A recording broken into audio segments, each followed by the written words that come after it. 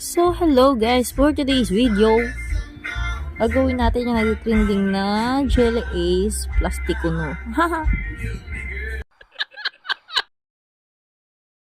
So, una, bumili tayo ng Jelly Ace. So, na-try ko na po una sa isang damit. Kaso, ang bobo lang sa part na puti yung ginamit ko. So, syempre, hindi makikita yung parang plastic daw. So, inulit ko. So, ito na nga yun. Wait. O, diba? Ang tagal. So, ito na nga. Ang tagal kong mabuksan tong Jelly Ace na to kasi ang tigas-tigas. Nahihirapan ako. Yung parang masisira pa muna yung Jelly Ace. Yung parang I don't know how to explain. Charot! So, ito na nga. Ilalagay natin siya sa tela na ito.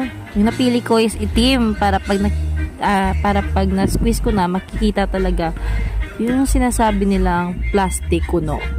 So, ayun na nga. Pipigain natin.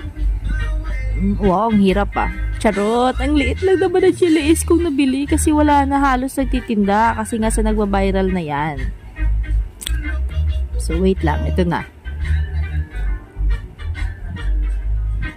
Oh, mare. Legit. Tingnan nyo. Pero para sa akin ha, hindi naman kasi nila to ilalagay sa Jelly Ace at hindi naman po ito maa-approve ng FDA kung hindi ito nakakain. At saka nakikita nyo ba yan sa mga mahihilig magluto ng gulaman? Di ba pag binapatuyo natin sa itaas niyan, may ganito?